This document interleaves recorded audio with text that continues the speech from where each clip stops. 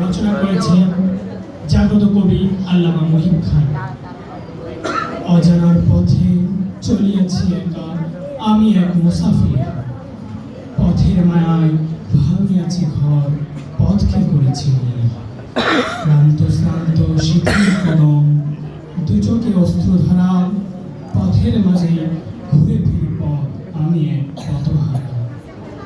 ধুলোবাড়ি মাখা মলিন বদন, হাওয়ায় উড়িছে কেশ।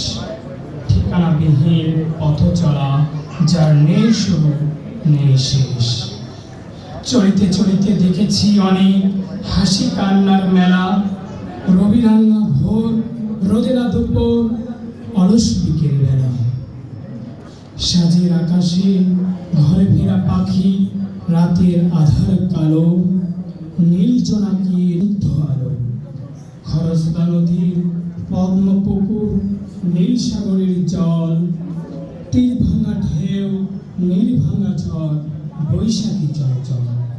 পিয়ার খোপায় দেখেছি গোলাপ, রজনীগন্ধা বেলি।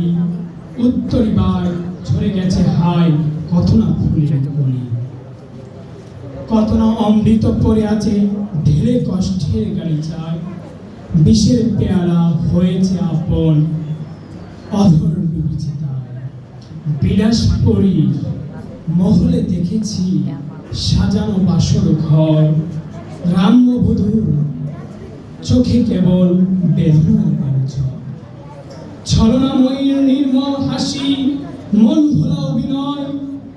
ব্যর্থ জনের বিজয় দেখেছি, বিজয়ীর পরাজয়। আসসালামু আলাইকুম ওয়া রাহমাতুল্লাহ।